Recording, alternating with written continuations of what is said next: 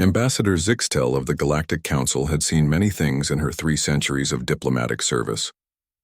She had negotiated peace between gas giants and ice worlds, mediated disputes over asteroid mining rights, and even survived a formal dinner with the carnivorous hive queens of Kepler 442b.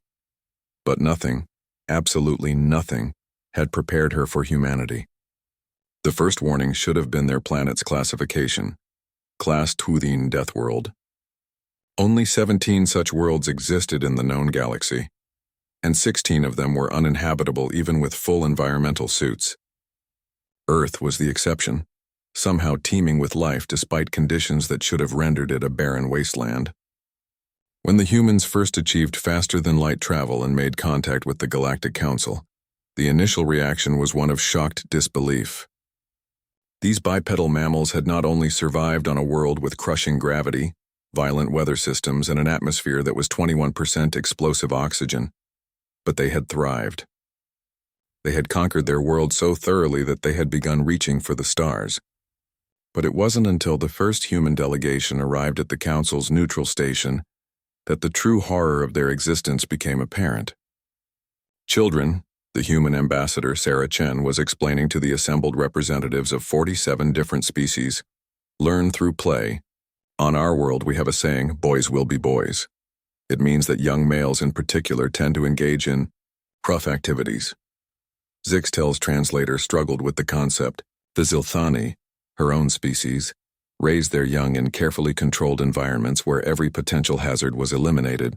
Young Zilthani spent their formative years in soft, cushioned chambers, fed pre-digested nutrients and exposed only to approved educational stimuli. What sort of activities? Asked Counselor Vrex, his chitinous carapace clicking nervously. Ambassador Chen smiled, an expression that still unnerved most species as it involved baring one's teeth. Oh, the usual. Throwing rocks at each other, climbing trees, wrestling, swimming in natural bodies of water filled with predators. The chamber fell silent. Zixtel felt her respiratory sacs constrict. You allowed your offspring to engage in combat? Whispered the representative from the pacifist world of Harmony Prime. Not combat exactly, Chen clarified. Play. They would gather stones, some weighing several kilograms, and hurl them at targets. Or at each other, if they were feeling particularly spirited. The goal was to develop hand-eye coordination, spatial reasoning, and survival instincts. Counselor Vrex made a sound like grinding metal, and this was considered normal? Essential, Chen said cheerfully. We have archaeological evidence of human children playing with projectiles for over 100,000 years. Rock throwing, spear throwing, bow hunting. By the age of 10, most human children could accurately strike a target at 50 meters with a fist-sized stone. The implications hit Zixtel like a meteor strike. These creatures had been training for warfare since before they could walk properly. Not out of necessity or cultural mandate, but for fun. Ambassador Chen, Zixtel managed. You mentioned swimming with predators? Oh yes, sharks mostly. And jellyfish. Occasionally crocodiles depending on the region. The children seemed to enjoy the challenge. Chen paused, noticing the horrified expressions around the chamber. Is something wrong? Something wrong. Zixtel's homeworld was considered moderately dangerous by galactic standards, and they lost approximately 0.03% of their young to environmental hazards each year, a statistic that was deemed tragically high by the Council's Child Welfare Committee. How many of your young survived to adulthood? Asked the Harmony Prime representative, his voice barely a whisper.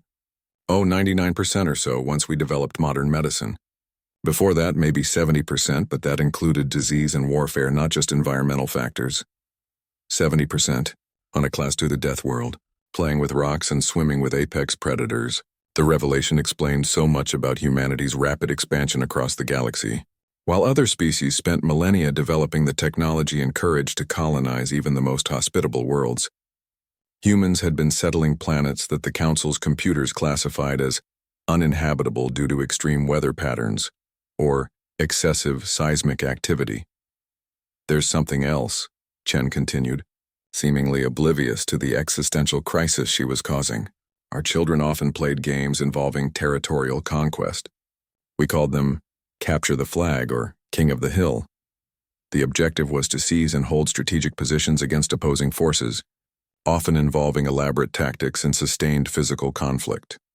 The concept was so alien that several translation matrices crashed trying to process it. Among civilized species, territory was allocated through careful negotiation and bureaucratic process. The idea of children engaging in mock warfare for entertainment was beyond comprehension. And adults permitted this? Counselor Vrex asked weakly. Encouraged it, usually. We believed it built character. There's another saying, what doesn't kill you makes you stronger. Zixtel realized she was hyperventilating and activated her environmental suit's calming pheromone dispensers. The humans hadn't just survived their nightmare world, they had turned survival into a game. They had weaponized play itself. Years later, when the first human crewed rescue ship pulled Zixtel's damaged vessel from the gravity well of a collapsing star system, a feat that would have been suicide for any other species, she finally understood. The pilot, a woman barely out of her adolescence by human standards, had executed maneuvers that violated 3 laws of physics and 2 principles of common sense. How? Zixtel gasped as they cleared the danger zone. The young human shrugged. My brothers and I used to play catch with asteroids when we were kids. This wasn't much different. Zixtel closed her eyes and wondered, not for the first time, what kind of universe they lived in, where a species that gave their children rocks to throw at each other had become the galaxy's most dependable protectors. Perhaps that was exactly why they could be trusted with such responsibility. After all, any species insane enough to let their young practice warfare for fun was probably insane enough to risk their lives saving strangers. The galaxy had learned to fear the humans' homeworld, but more importantly, it had learned to be grateful that humanity's children had played with rocks instead of something more dangerous. Like antimatter,